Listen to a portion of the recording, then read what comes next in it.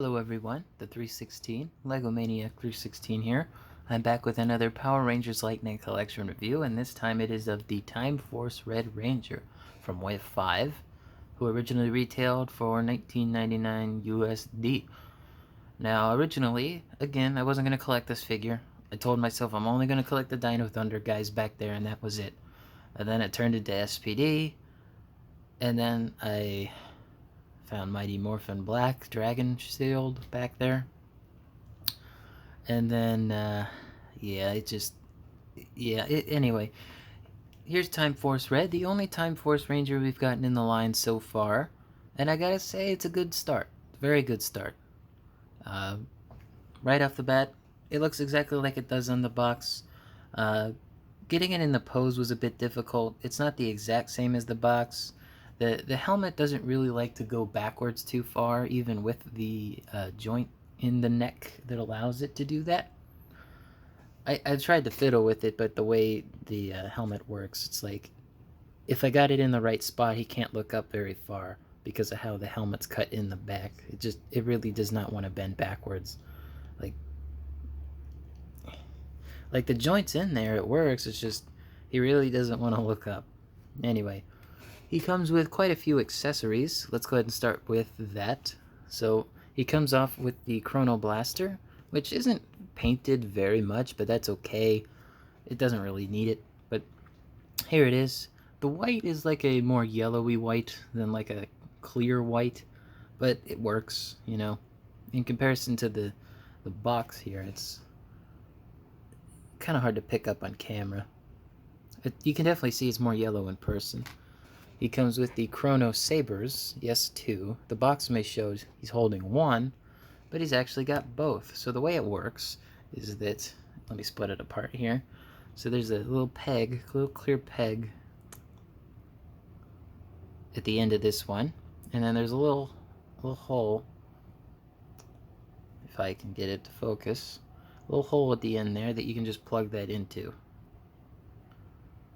I'm not going to plug it in all the way. I usually like to have him hold these individually, but they're both a different mold, as you can see. One's got his little arrow, and then just the regular non-arrowed one, but it does have that weird little bit of extra plastic on it, which on the box back there it shows that it's painted in black, but on here it's just completely clear. Also, interestingly enough, it has the red on the one side, but not the other. Very glad that they included these. They're in a trans clear plastic, which I think works for it, you know. And so far the paint on the handles hasn't come off into his hands just yet, which is good. He comes with two trigger finger hands, not two holding hands. He also comes with a right fist, and he comes with a thumbs up hand, which on the box back there, it shows him holding the Chrono Sabers, but if you look at the hand, it does not open. As far as I can tell, it is like completely molded in there. I don't think this moves. So, like I said, I tried, but it just doesn't move. And then lastly, he comes with Wes's head, which I think this is actually a pretty good likeness to Jason Font. Although mine's kind of shifty-eyed looking, he's looking towards this direction. It's, again, not a bad head sculpt. I think it's pretty good. Is it the best head sculpt they ever did? No. As far as I remember, Wave 5 didn't have really good head sculpts. They were okay, but I remember people were like, eh.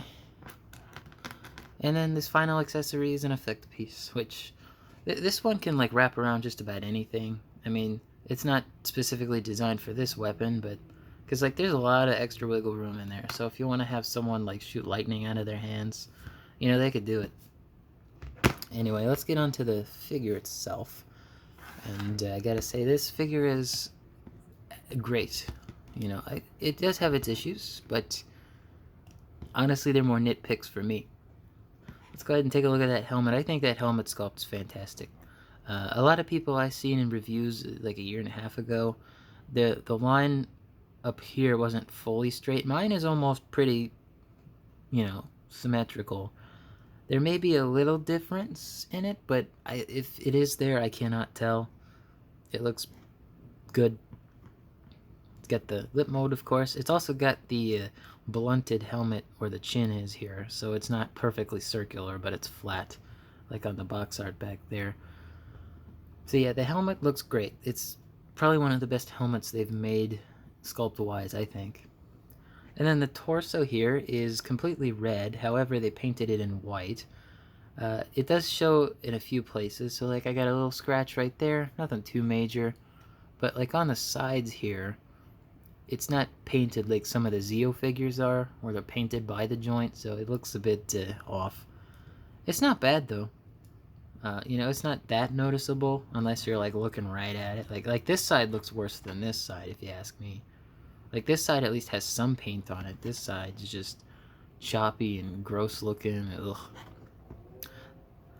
Then we got the belt here, which is the other issue I had with the figure. It's got some black paint on the dials, but it's really sloppy, and it just doesn't look that great.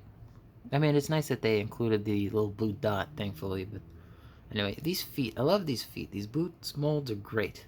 So this is painted black and then silver on top of that. This is definitely not two separate pieces. It's all one piece. And what I really like about these is how big the feet are. They're really nice and just flat and got a lot of space, so it's very easy to stand this figure up, which I really appreciate. So it does have the standard typical articulation as all of the other Lightning Collection Ranger figures for the most part. Nothing new here. I'm just going to note the exceptions where he may not. So like I said, the helmet here, he really doesn't want to look up that high. Like he can look slightly upward, but that's about it. And the only thing I wish they would have done here with this figure is make it so that you could turn this so that he can, you know, do like the morph sequence. I mean, he can talk into it, but it's a very finicky thing. You really have to position it. Like, it don't look bad. Looks pretty good, putting him into poses. I really appreciate that. But, again, I wish that this could turn, the wrist could turn, just so that he can, you know, do the morph or whatnot. Even if he's already in full costume, but... Let's go ahead and put the Wes head on him real quick. Now, I had a really hard time getting this on the first time, so if you do, you could use a hairdryer. I still have a hard time getting it on. A lot of these head sculpts that are really small or really sit very far down on the neck, it really makes for a tight fit. But anyway, there you go. There he is with the head sculpt on. It looks good. Let me go ahead and yank that off. It's not, if you listen here real quick, it's really on there. But comes off pretty easy. Getting it on's the hard part. Alright, let's go ahead and do some size comparisons here. So he does stand at 6 inches tall, just like every other, you know, standard Ranger figure. Let's see. Well, there are no other Time Force figures yet, so let's go ahead and yoink Lost Galaxy Red here. They stand at the same height. His head can actually look way up because of how big the helmet is, you know. Time Force Red really just, he can't look up very far. And then let's go ahead and do A-Squad Blue here. So yeah, typical scaling, nothing unique there. And finally, let's go ahead and take a look at the box. So the box here, we already seen the backdrop. Here's the side of the box that has the lightning bolt. I'm not a big fan of this design on the artwork on the box. I just don't think it matches the helmet very well. Like, it's too thin here or something. I don't know, it just looks strange to me. There's the front of the box here. Pretty nice. Nothing, you know, that you wouldn't expect. Of course, Time Force up there. And then, of course, you got the Legalese and then red.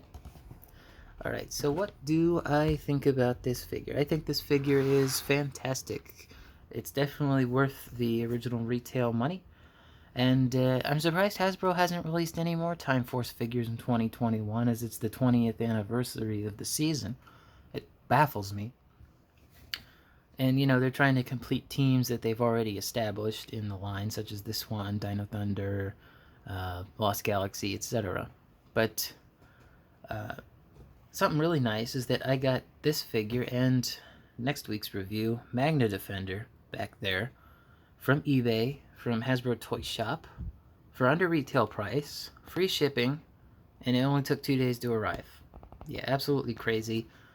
This figure is absolutely worth the money. Don't pay over retail for it if you do not see it in person. If you see it in person, if it's like $25, then yeah, go ahead. But like I said, the biggest issues that I've seen from other people is that the visor here isn't a straight line for some of them. Like one of them's way up or one of them's way down. And that's really the major issue with this figure. Obviously, I have some extra plastic hanging off there, which I've tried to cut off, but I didn't want to, scratch up the figure too bad. But anyway, I don't rank things out of 10, but if I had to, I would probably give this a 9 out of 10. I think it's fantastic. Like I said, the only nitpicks, the head can't look up all the way, or look up far enough, or go back far enough to look up very far because of how the helmet's molded. And just a little bit of sloppy paint work, but otherwise, absolutely worth the money. Go get this figure. Thank you guys for watching. Stay tuned for next week's review of Magna Defender. Peace.